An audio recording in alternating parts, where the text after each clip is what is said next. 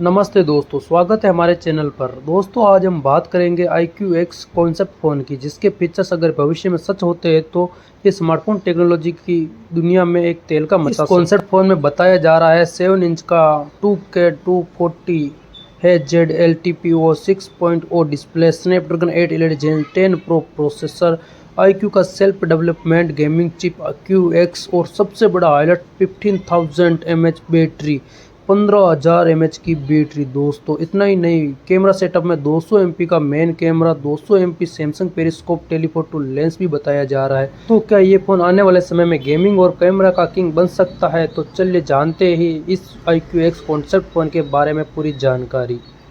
सबसे पहले बात करते हैं डिस्प्ले की। कॉन्सेप्ट के मुताबिक iQX का लगभग 7 इंच का स्क्रीन होने वाला है, जो कि Samsung M16 2K LTPO 6.0 full screen display देखने को मिल सकता है।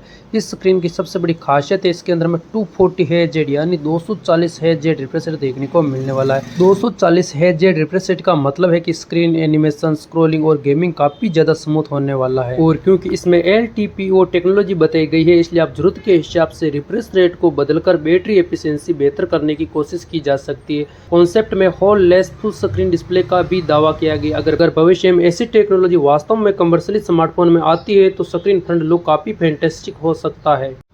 अब आते परफॉर्मेंस पर, तो कॉन्सेप्ट के अनुसार इस स्मार्टफोन के अंदर हमें स्नैपड्रैगन 8 Gen 10 प्रो प्रोसेसर देखने को मिलने वाला है।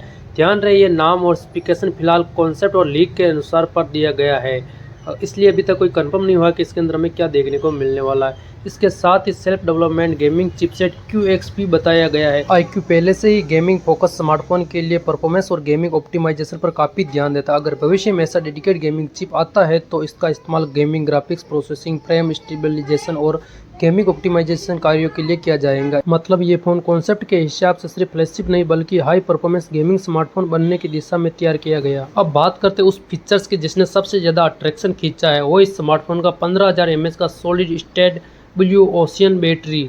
जी हाँ दोस्तों, 15,000 mAh का बैटरी आज ज़्यादातर स्मार्टफोन की तुलना में काफ़ी बड़ा बैटरी होने वाला है। इतनी बड़ी बैटरी का कॉन्सेप्ट खास तौर पर उन यूजर्स के लिए ज़्यादा इंटरेस्टिंग हो सकता है जो लंबे समय तक gaming, video streaming, heavy smartphone use करते हैं। लेकिन ये एक सवाल भी आता है, इतनी बड़ी बैटरी के बावजूद फ़ोन का वेट और थिकनेस कितना होगा? क्योंकि बैटरी कैपेसिटी बढ़ने के साथ ही स्मार्टफोन की ओवरऑल इंजीनियरिंग एक बहुत बड़ी चुनौती बन सकती है। सॉलिड स्टेट बैटरी टेक्नोलॉजी अगर बड़े स्केल पर सक्सेस होती है तो फ्यूचर में बैटरी कैपेसिटी और सेफ्टी के मामले में काफ़ी बदलाव देखने को मिल सकते हैं। 3D अल्ट्रासोनिक फिंगरप्रिंट सिक्योरिटी के लिए इस स्मार्टफोन के अंदर half screen 3D ultrasonic fingerprint sensor का जिक्र है।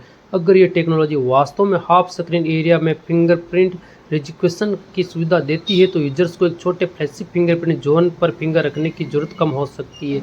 ये फीचर स्मार्टफोन अनलॉकिंग को काफ़ी फ्यूचरिस्टिक बना सकता है। हालांकि इसकी वास्तविक इम्प्लीमेंटेशन और एक्यूरेसी की जानकारी अभी तक उपलब्ध नहीं है। अब बात करते हैं कैमरा की, तो iQX में 200 MP HPC मेन कैमरा बताया गया है। 200 MP सेंसर का इस्तेमाल हाई रेजोल्यूशन फोटोग्राफी कैप्चर करने के लिए किया जा सकता है। इससे अच्छी लाइटिंग में ज़्यादा डिटेल इमेज लेने की संभावना रहती है और क्रॉपिंग के दौरान ज़्यादा डिटेल प्रविष्ट हो सकती है। लेकिन सिर्फ मेगापिक्सल देकर कैमरा क्वालिटी तय नहीं होता है। Sensor size, lens quality, image processing, stabilisation और सॉफ्टवेयर ऑप्टिमाइजेशन भी उतना ही इम्पोर्टेंट होता है। इसलिए अगर ये फ़ोन लॉन्च होता है तो कैमरा परफॉर्मेंस सिर्फ 200 MP पर नहीं बल्कि पूरा सिस्टम पर डिपेंड करेगा। प्राइमरी सेंसर के अलावा अगर सेकेंडरी कैमरे की बात की जाए तो 200 MP Samsung periscope telephoto lens होने वाला है। सेकेंडरी कैमरा के अलावा हमें इसके अंदर 50 MP अल्ट्रा वाइड कैमरा भी देखने को मिलने वाला। अगर इसके अलावा फ्रंट की बात की जाए तो दोस्तों में फ्रंट में 50 MP सेल्फी कैमरा देखने को मिलने वाला है। दोस्तों बात करते हैं अगर ये स्मार्टफोन फ्यूचर के अंदर कभी लॉन्च होता तो इसका प्राइस क्या हो सकता है। दोस्तों जो इसका वेरिएंट सामने निकल कर आ रहा है 12GB प्लस 512GB स्टोरेज वाला, तो उसका कीमत लगभग हमें इंडिया के अंदर 90,000 के आसपास देखने को मिल सकता है। ये फ़ोन हमें 80,000 से लेकर 1 लाख के बीच में लॉन्च होता हुआ देखने को मिल सकता है अगर फ्यूचर में ये कभी लॉन्च होता है तो। अभी इसके बारे में सिर्फ लीक बार निकल के आई है, अभी तक कंपनी ने कोई ऑफिशियली जानकारी इसके बारे में हमें नहीं दी है।